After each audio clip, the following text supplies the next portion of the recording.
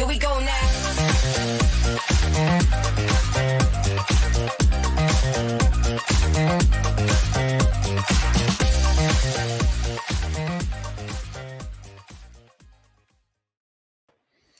Hi, everyone. Good evening, and welcome to the Lynn Show.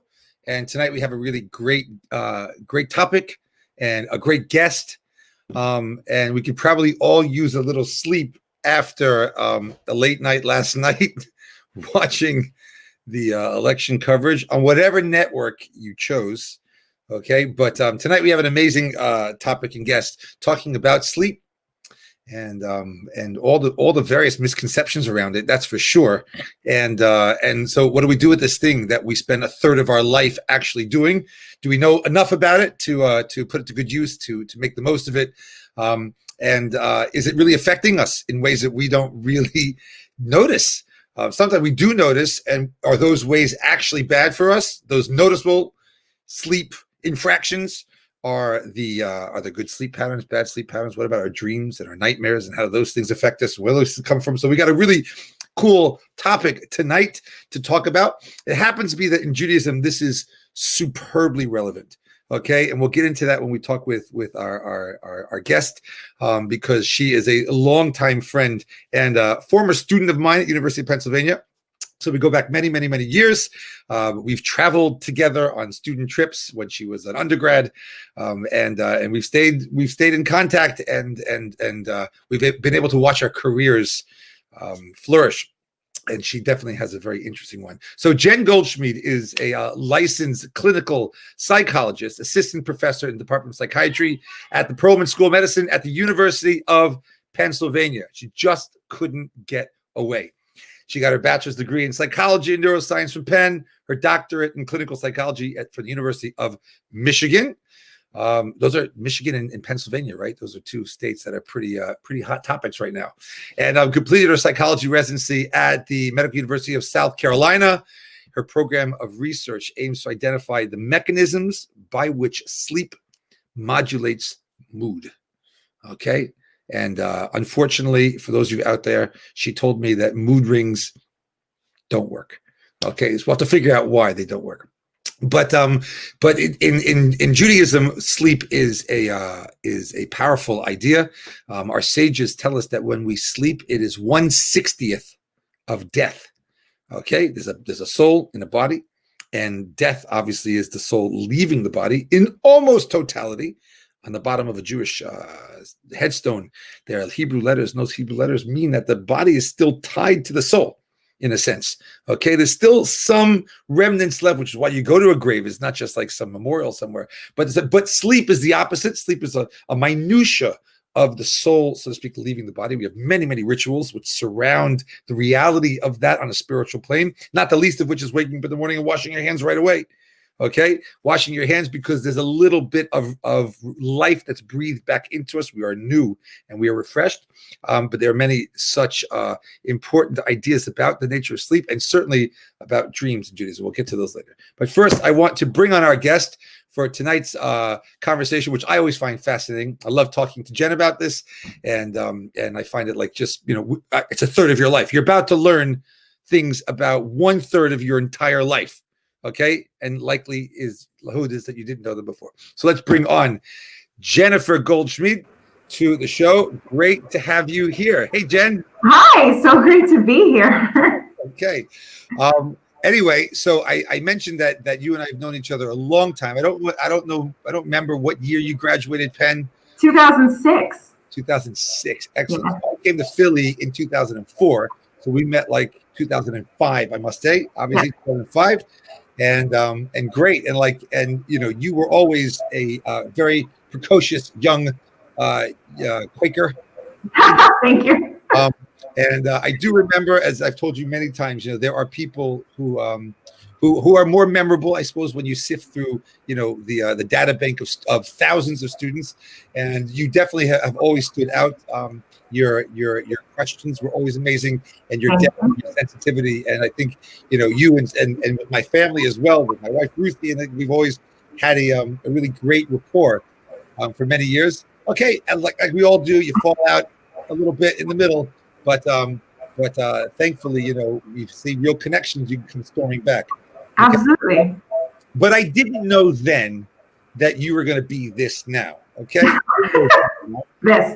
Technology, but like, so let's get into it. We got a lot of really cool things to discuss right now. Of course, there's the health and wellness component of sleep, and there's like the spooky stuff, and there's the misconceptions, and we're gonna try and talk about them all together.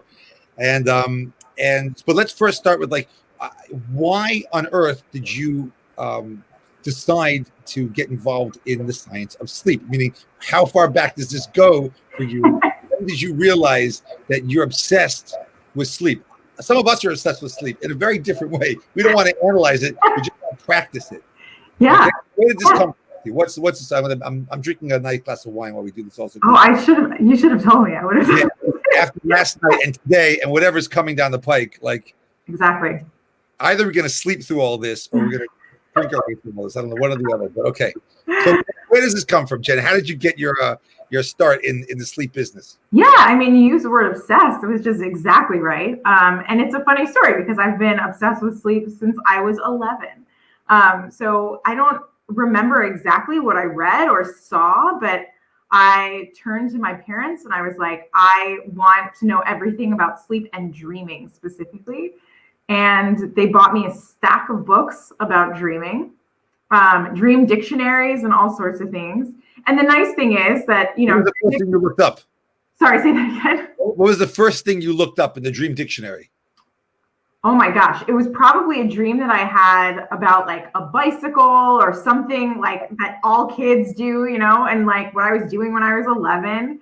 And yeah, so I read, cover to cover. And the nice thing was about all of these books was that they all said, in the beginning, there's a science behind sleep.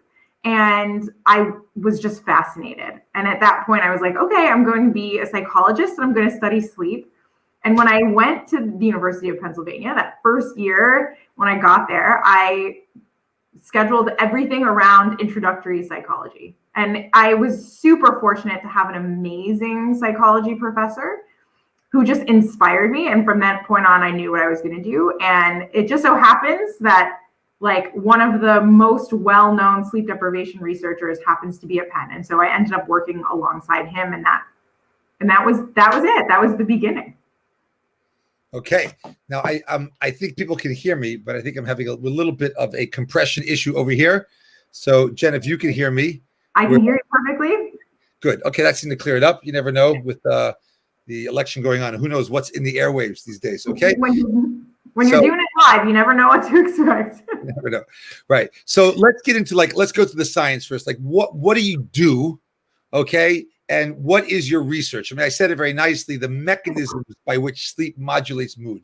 But let's get into a bit of like what do you do? Like you're back here at Penn and what is your study? What's your field of study? What are you trying to figure out? Yeah. So when I was at the University of Michigan, I studied with one of the premier people who was doing research on sleep in depression. And so we kind of characterize what sleep looks like. And sleep looks very different in people with depression than it does healthy people. And not just that they take a long time to fall asleep or that sleep might be, fragmented in the middle of the night, but actually if you look at their EEG patterns, it just looks different. And so we characterize that and we know pretty well what sleep in depression looks like now. And so when I got to Penn, I knew what it looked like, but the reasons that they got there, that their sleep looks different, that's what I want to find out. Can you describe for us a little bit about what do you mean it looks different? I mean, an EEG is Yep. What in layman's terms, what do you mean it looks different? First of all, there's are they just tossing and turning more, or are they they have to urinate more? I don't what yeah. What look different in actual sleep, and then of course on the charts, what does it mean look different? What's going on up here? Well, so behaviorally they look different, right? So it usually takes them longer to fall asleep. They usually wake up more in the middle of the night. Some people with depression also will wake up early. So they'll set their alarm for 7 and then at 5 in the morning, their eyes are kind of wide open and they can't fall back asleep. And they report that as being really frustrating and difficult to kind of work through. And then they'll feel tired during the day, but again, unable to kind of fall asleep at night. So you have kind of this paradox. But when we look at the EEG, it looks different in that they have more fast frequency. So there's just more alpha activity. And they also have less deep sleep. And that we look at delta activity. And that's kind of my bread and butter. So slow wave sleep is our most recuperative kind of sleep. It's when human growth hormone is released. It's when the lymphatic system kind of cleans the brain. And they get less of that. Where is that? We all know REM because we just know it because there was a really great band from Georgia called REM, right? Yeah. That's how we know it. And like, okay, but just help us out with understanding like slow wave versus REM. What's happening at what point? Let's just say you're normal sleeping or whatever it is. What are the stages? Yeah, that's a great question. Okay. So we start off in stage 1. So whenever we go to sleep, we go into stage 1. And in this stage, if I wake you up, you'll tell me that you weren't sleeping at all. And it's cute because I can see that you're sleeping on the EEG, right? Then we go into a deeper stage of sleep after 15 minutes or so, which is stage 2. So now we see kind of hallmarks of stage 2 are going to be what we call sleep spindles or K complexes. And then when I wake you up, then you'd say, yes, I was sleeping. It's a little bit more difficult to wake you up in stage 2, but still somewhat easy. Then you work your way into stage 3. This is when it's actually really difficult to wake up somebody. And if you wake up, you are groggy and irritable and you don't like it. And then once you've kind of completed stage 3, you will then cycle into REM. This is when a lot of the dreaming happens that we'll probably talk about. And then after that, you can have brief arousals where you're awake for a little bit and either consciously or not. And then you cycle back through. We know that we get more deep sleep in the first half of the night. We get more REM sleep towards the second half of the night. We all think that REM is actually the deepest stage because you're like some subconscious, like la la land dreaming. Right. But it's technically not the deepest part of sleep. No, it's actually probably the least therapeutic part of sleep, let's call it, right? Yeah. So REM sleep is actually physiologically similar to waking. So if I showed you REM on an EEG and wake on an EEG, it'd be pretty hard to tell the difference. Wow. And so, I mean, I heard there was a commercial. I like tune in whenever I hear some sleep stuff on commercials. Right. And the person said, you'll get your deepest REM sleep. And I just like sat there like holding my head. That doesn't mean anything. There's no such thing as deep REM sleep. Yeah, so REM sleep is actually fairly easy to wake somebody from REM. And when you wake from REM, you actually don't feel groggy. So that will make sense why when you dream during REM, sometimes you wake up in the middle and you like, oh, I want to go back to sleep because I like the dream and the wake is right, so to speak, next to each other, like the sand and the sea, in a sense. But this slow wave, so you're in the slow wave sleep area, the deep therapeutic parts. Now, what's the goal? Like, so what? You're going to figure out the mechanism of how sleep modulates mood, and that was spurred by your fascination with sleep's impact or of depression, or vice versa, of a person who is clinically depressed, how their sleep is affected. But like, two things. One is, so what are you doing with that? Yeah. And the second thing is, of course, like, let's assume that none of us are clinically depressed right now. Let's talk about the emotional and physical health, so to speak, or lack thereof in sleep patterns. But first, let's address like, what do you hope to gain from your research? Yeah. So I am somebody who likes to think that we can use sleep to create interventions. So one of the things that I hope that we can do one day is manipulate sleep in order to get the outcomes that we want. So, that's a picture of me. Very hard to fall asleep with someone like that standing in front of you, like sleep now, okay? Well, actually, this is COVID era research, right? So typically in the lab, we're not wearing all of that, but now, we get within 6 feet of our participants. So we have to make sure that we're safe. I want everyone to see, by the way, Michael, if you can bring up the picture of, this is Jen's office. You want to see Jen's office? Like, I got a desk and green screen. That's, you go to work. Yeah, it's actually a pretty nice sleep lab, I have to say. And I've slept in those beds and they're actually very comfortable because I won't make somebody sleep somewhere that I haven't slept. So we've tested it out. It's very comfortable. And I'll come back to this because of what we're doing. So the project that we're doing right now is actually a sleep manipulation. So what we know about sleep and depression is that they have this impaired slow wave sleep. But one of the things that we also know about depression is that if you sleep deprive somebody with depression, about 50% of individuals will show a rapid antidepressant response. So within, That's counterintuitive. Why is that's why? So yeah, that's the question. So we've known this since about the 60s. And it was actually really interesting because it was first reported in these individual case reports where a psychiatrist would be with a patient who wouldn't be able to sleep, and all of a sudden, within 24 hours, their mood just rapidly improves. And you didn't really understand why, but as soon as they sleep, and it doesn't need to be a full night of sleep, it could be a nap, or it can even in some cases be what we call a micro sleep. They relapse and they're right back to where they were before the sleep deprivation. And so this is kind of curious, and we're like, lots of people at first tried to understand what was going on, and they did all sorts of sleep deprivation experiments, like sleep depriving people the first half of the night or sleep depriving people in the second half. Because like I said, slow wave is more in the first half and REM is more in the second half. Right. And they really couldn't figure it out. So in the 90s, the research kind of dropped off.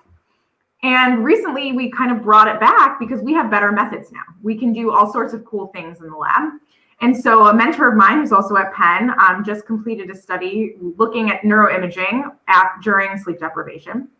But my interest, like I said, is in slow wave. And so what we're doing is a slow wave disruption paradigm. So what we do is play tones while people are sleeping during slow wave sleep, with the idea that if we play a tone loud enough, we can disrupt them from their deep sleep, knock them into a lighter stage of sleep, and then we can see what happens. And so if you saw that picture of the lab, what you would notice is that there's a speaker that's mounted above the headboard. And it's through that speaker that we play these tones, and we can manipulate. Perfect. Yeah. So that little black box right above the pillow is our speaker, and we can use thanks. We can use tones that are tailored to the individual to be able to make sure that we can disrupt their slow wave sleep without waking them up. So there's no decrease in total sleep time.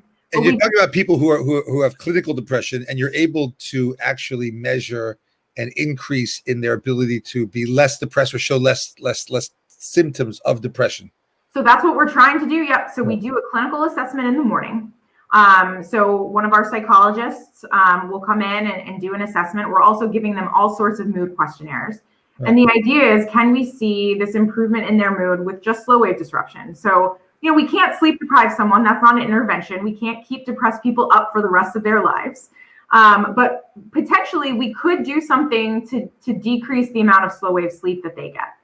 And that's what we're really looking to do. So let's talk about, obviously we talked about clinical depression is your specialty, so to speak, but like everybody else out there, your physical and emotional health, you clearly believe is tied to your sleep patterns. I was right in saying that you spend a third of your life sleeping. That's true, right? That's true. There's got to be something here. You should be spending a third of your life sleeping. Oh, should be. Okay. Well, let's talk about that. Like, how does sleep, first of all, the misconceptions around it, but how does sleep actually impact, your where are people getting it wrong? How does it impact your emotional health and your physical health? And where are we getting it wrong? And what are you going to teach us tonight to make sure we mend our nefarious and negligent ways? Absolutely. If I can get everybody to sleep more after today's show, I'll feel like a success. Right.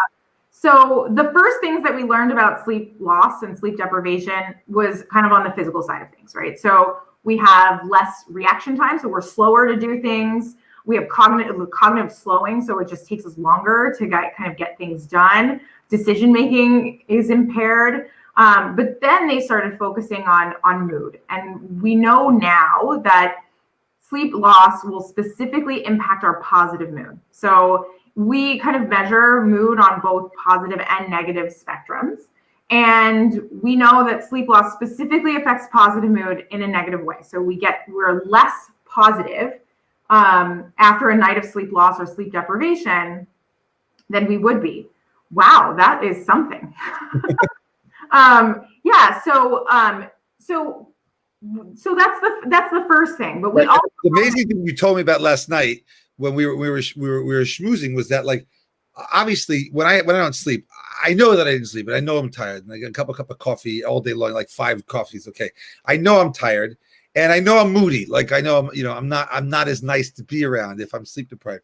But what I found very, very interesting from our conversation was that, like, actually, when you think that you're okay, you're actually still not okay. You're just not self-regulating or self-aware enough to know. Talk to like you've done studies this where people are, it's one thing to be really impaired because you're just exhausted, and you're ornery because you're just exhausted. But what are the long-term or subtle impacts of consistent bad sleep patterns? How does that manifest itself? Yeah, so that's a great question, because a lot of times, people will say, well, the research was done on sleep deprivation and I never stay awake for longer than 24 hours. And so David Dinges and his group they really were insightful in this, and they said, okay, what we're going to do is study sleep restriction. So sleep around 4 to 5 hours, and they do that. They keep people in the lab for 5 days, and they'll restrict their sleep to 4 to 5 hours, and that kind of mimics what most people do, right? For like 5 days a week, they're sleeping for 4 to 5 hours, and then they try to make it up on the weekends. And what they showed was really interesting. So they looked at their performance. They also looked at their subjective sleepiness, so how sleepy did they feel. Then they looked at their mood. So, like, it was easy kind of to see that over the course of the 5 days of sleep restriction, their mood increasingly got worse, right? And we would expect that. The interesting thing was that when you looked at subjective sleepiness, on the other hand, it plateaued at a certain point. And people basically said, I don't feel less sleepy, but they were, right? We know that over the course of those 5 days, you would get more sleepy. And then if you also look at their performance also degraded over the course of those 5 days. So unfortunately, our performance, our mood gets worse and worse over the course of the week, but we think that we're doing fine. And that's problematic because we go into the world thinking, I can drive, no problem. I can go to work and behave, no problem, but we're probably grumpy and we're probably more likely to get into a car accident. And that's difficult, right? Because what about the idea of, like, we do that, like we sleep on the weekends? Like, is that, we feel like that's working for us? Like, I push myself during the week, I sleep little, and okay, I'll get pushed through coffee, but I'll make up for it on the weekend and I'll sleep more. Is that not a good strategy?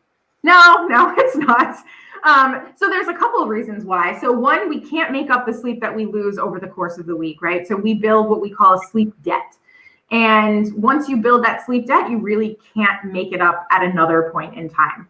The other problem that creates is something that sleep psychologists and sleep researchers have dubbed social jet lag. And so we're trying to make it up. We oversleep on the weekends, but then Monday comes along, and now we're shocked to the system. We go right back to where we were before. And so now it's like the body has to adjust to what would look like jet lag, because you've been getting more sleep. You've been going to bed probably later. And now on Monday, it starts the cycle all over again. And there's all sorts of negative consequences associated with just social jet lag.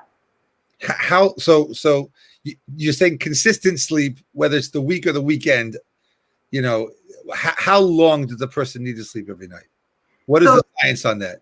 Yeah. So what we like to say, and the research has shown, is 7 to 9 hours. And I like to think of the amount of sleep that you need as like a shoe size. It's not one size fits all. Everybody needs a little bit different. And the way that we like to think about it is, think about how sleepy you feel during the day. If you feel sleepy, then you need more sleep at night. If you don't feel sleepy, then you're probably doing okay. So that's really important. One of the most important things when we're talking about consistency is a consistent wake time. So a lot of people say, okay, yeah, I'll get 7 hours, but I'll kind of change it from time to time as long as I get 7 hours. And as a sleep psychologist, I care less about the number of hours that you're getting, instead for it to be about a consistent wake time that's somewhere between 7 and 9 hours. So really focus on your wake time. Make that the same. Don't let it change that much. Maybe an hour on the weekends. But if you're waking up at 6 a.m. to go to work every day, then wake up at the latest at 7 on the weekends. Right. Oh, wow. Okay. Yeah. Let's talk a little bit about about dreams here for a second. Okay. So you made a really bold statement with me, like that we're all interested in this thing. Like, and you were also, you said that's how you got started. Now you're an expert in depression and sleep and moods and regulation of sleep patterns. It's gonna help people if we get it, if we get that right. But like that, let's get to the spooky stuff. Like what's going on when we sleep? Okay. Like what are the dreams that we have? What do you and your colleagues think when people talk about dreams? We're busy interpreting them and what do they mean and traumatized by some of them. Like, first of all, what's the scientific approach at the University of Pennsylvania to a person's dreams? Yeah, so we don't have one. So I should first say, like, we actually don't know what the function of sleep is. So we don't know what the function of sleep in general is. And then we definitely don't know what the function of slow wave sleep or REM sleep is. We're getting a little bit closer and they have some theories, but we don't know. And if you kind of go further than that and say, what is the function of dreaming, then we definitely know even less. A lot of sleep researchers believe, and I'm not going to say all of them, but a lot of them believe that dreaming is just an epiphenomenon. So this idea that it's a byproduct of what's going on in our brain as a result of the different waves that we have and the different patterns in EEG during sleep. So for example, during REM, we have what we call hippocampal theta waves.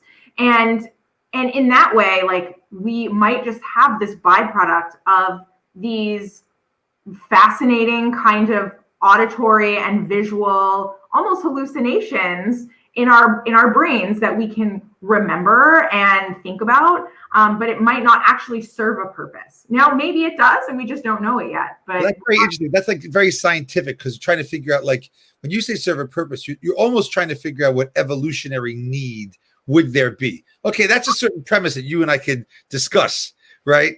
Yeah. As a theologian, right? The evolutionary need, which is the bottom line in the scientific world of why it's there, as opposed to maybe something spiritual we can talk about. But okay, you make a bold statement that in the science world, we don't not only do we know what it's doing for a person, because maybe there is no evolutionary advantage, let's call it, to dreams. But like you say, it's sort of bio waste thought material that sort of is, it's like a mental version of passing gas at some stage in the middle of the night, and like these things come out. But like there are a couple of things about that. First of all, like I can have a dream and my mind can be hallucinating, let's call it. But like I'm dreaming about someone speaking fluent Italian. I don't speak Italian besides like an Italian restaurant, a Chianti and a couple pastas. And in my dream, I'm experiencing the reality of people having a full-blown conversation in Italian, right? Like, am I unlocking something? Like what past lives, subconscious? Like, what would you say as a scientist to a fantastical recreation in my dream state? Yeah, and it's possible, right? So one of the things that we know is that we take in much more information, like we process much more information than we're ever actually aware of from an attentional standpoint. So if you can imagine standing in a party and having a conversation with somebody and there's lots of people around you, what we know from the research is that you actually do hear what everybody else is saying. You're just not attending to it. You're not paying attention to it. And it doesn't reach that kind of second level of processing in your brain for us to kind of think about those things and what they're saying. If we took in all of that information around us and processed it all, we would lose our minds, right? Because there's just too much noise and stimulus and everything happening. So what I would argue as a scientist is that you probably have heard more Italian than you know, and your brain has just kind of put it away until your dream kind of unlocks that. Why is it that in REM, all of a sudden we're able to get rid of the filter, I suppose, the thing that keeps us from going mad, as you say?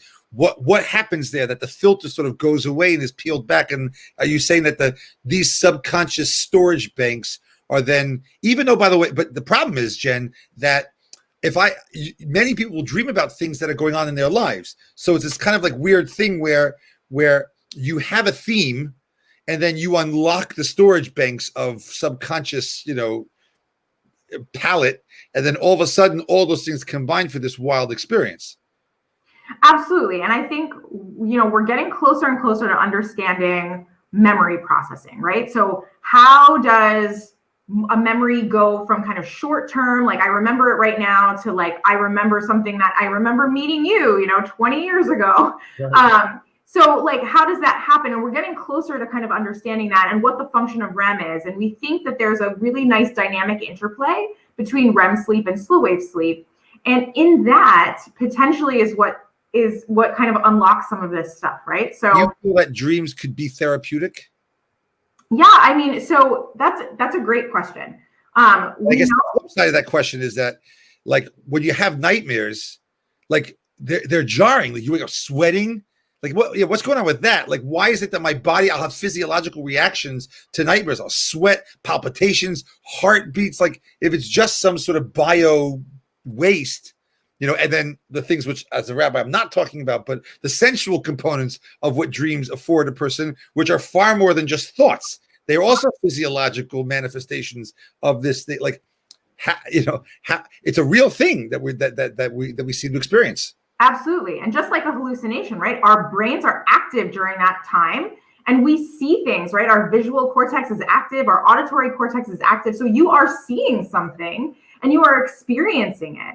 And I think in that way, we get very kind of close to our dreams. And so, yeah, they're exploiting that idea for PTSD specifically. So in PTSD, people will report really vivid nightmares that is really difficult to kind of get over. And even with PTSD treatment, usually nightmares actually remain. And so they've developed a nightmare treatment that's actually kind of nightmare rescripting. And so in therapy, you practice these nightmare scripts that you change. So you have this nightmare about something really terrible. And then instead of being chased by a ghost or a lion, you make it that, you're being chased by a little boy that has a balloon that he wants to show you. Right. And you rehearse it during the daytime. And eventually it gets kind of integrated into your nighttime sleep. And people report they do much better. And their nightmares seem to go away when they do this treatment. Okay. We have on the show, we always have some questions from people in our community that have submitted them. We're bringing on Bianca Sitzer. Hey. Hi, Jen. Hi, Lynn. Hi, nice to see you. It's good to meet you too. And Bianca fields some questions from our community of young Jewish professionals in New York City. And so great, Bianca, let's go. Hi. So first of all, it's so interesting to hear everything that you're saying. I knew the topic was going to be interesting, but I didn't expect it to be so insightful. I feel like I want to watch this again. And it's so interesting. So thank you so much. I'm actually just going to relate other people's questions, Sure. Which are really, really good. So the first one was on melatonin. We got actually a few submissions on melatonin.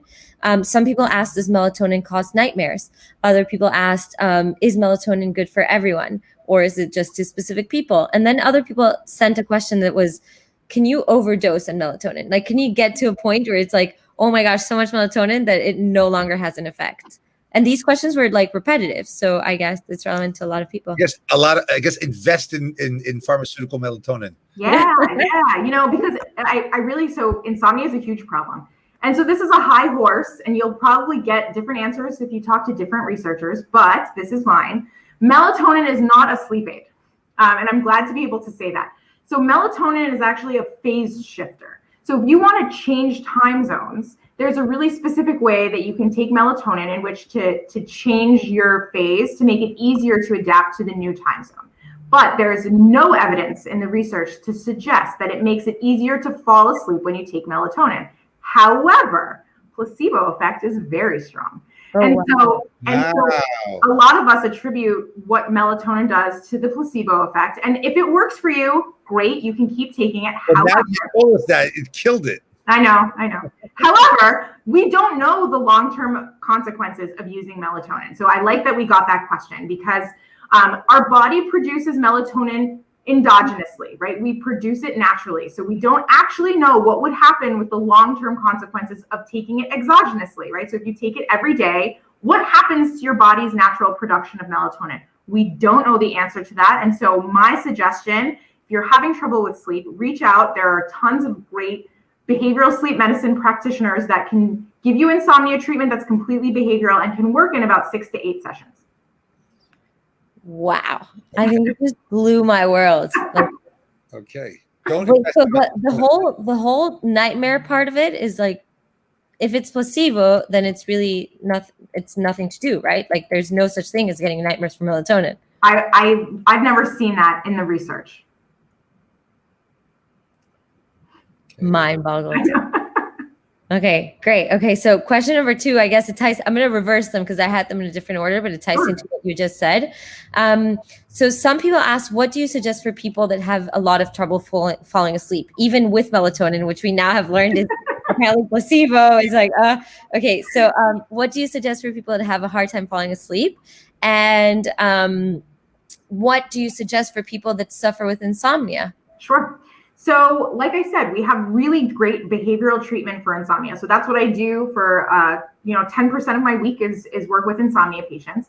And so one of the things that we need to think of is that a lot of people with insomnia start compensating, right? They start doing these behaviors that they think are going to make their sleep better, but actually end up making their sleep worse. So for example, people who nap during the day because they don't get enough sleep at night, so they take naps during the day, actually makes your sleep worse. People who hit the snooze button in the morning because they had a terrible night of sleep, so I'll just give myself a few minutes in bed. That also makes your night worse the next night. Terrible. This is terrible. I know. I'm just ruining everything. And then the last thing that people do with insomnia that actually make it worse is that they try to go to sleep early the next night because they were like, well, I'm going to catch up on my sleep. And then they just end up laying in bed for longer the next night, which increases frustration and makes sleep even harder. So it's a little paradoxical, but in the world of sleep, and I can, explain this more another time, the thing that we tell people and is incorporated into treatment for insomnia is actually to increase sleep pressure. And what that means is go to bed later. So if you get super tired, around 11, but then you get into bed and you lay there for a couple of hours, don't get into bed at 11. Wait until 1 in the morning and then go to sleep. You'll fall asleep quickly. You'll stay asleep. You might be tired the next day, but that's a good thing because then if you stay awake until your bedtime the next night, you'll have an easier time falling asleep the next night. So what I would say is for people getting the impression that immediate solutions or the search for immediate solution slash gratification in sleep is just the worst thing. Yep. It's really vision is like the way to go. Yeah. So here's the thing, like people are trying to find all sorts of ways to sleep hack. Right? So can we hack our sleep? Can we find ways to get less sleep, but get the same benefits of sleep? And it's just not going to work. The reason that we have to sleep that long is because sleep is that important. And so I would say just invest the 7 to 9 hours because it's going to pay dividends. Wow.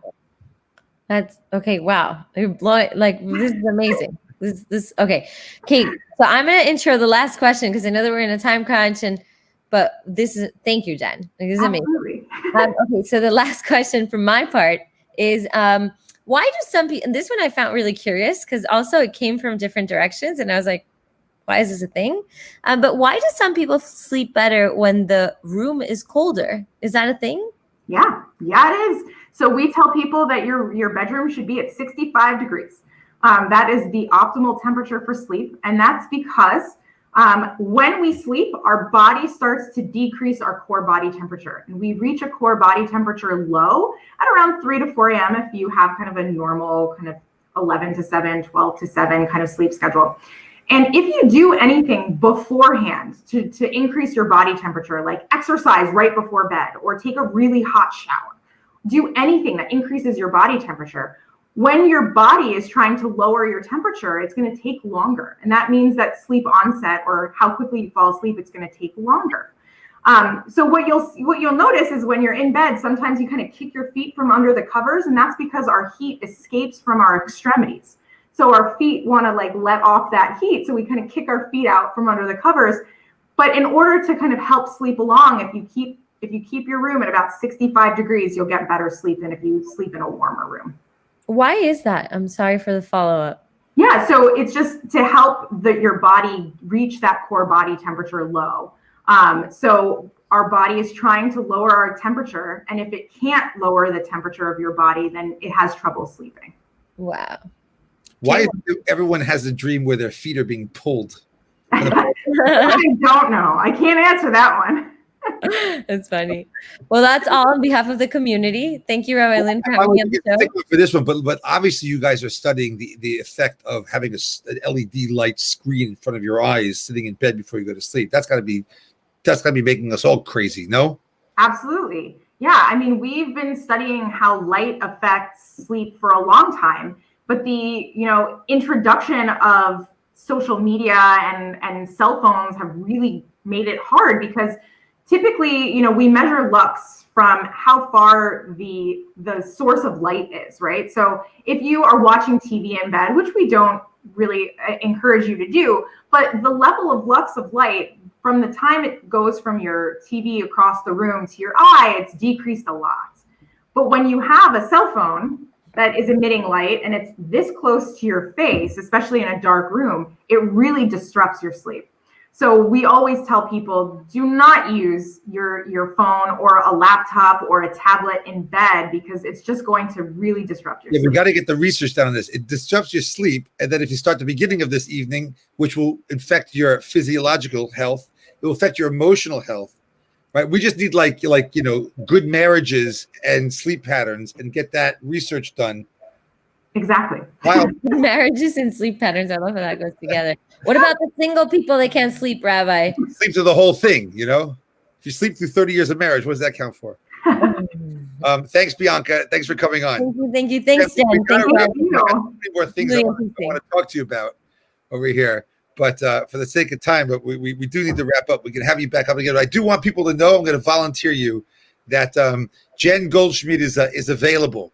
Okay, I'm not going to put your personal cell phone number and your email on this. Okay? Oh, thank you. Call me. If you need Jen, call me, and I'll get you to Jen and her colleagues, and they'll have you, with tubes coming out of your head to figure it out. But it's really, I mean, you spend a third of your life doing something, and you don't really know anything about it. And for me, it's a bit comforting that the science also doesn't really, especially the dream part, like it's still a mystery. What sleep is. In just to tie it in, Jen, because you're a student of mind of Judaism also, we Adam would the first person, Adam, before woman was created from this one entity, he was put into a deep sleep. Okay, the deep sleep came, and then the two were created. And then in the Torah portions, everything happens, like all these deep visions that God shows us happen in dreams. Okay, or it might not be dreams, but you have to go into a deep sleep. Prophecy, a person would go into a deep sleep and then reveal prophecy. God reveals to Abraham, to Jacob, very famously, Jacob's ladder, the ladder that goes up, which is a wild movie directed by Adrian Lynn, whatever, it's a different thing. But the Jacob's ladder of the Bible, right? All these things happen. We are very profoundly aware of the power of the reception during sleep, so to speak. Right, of prophecy, of ideas.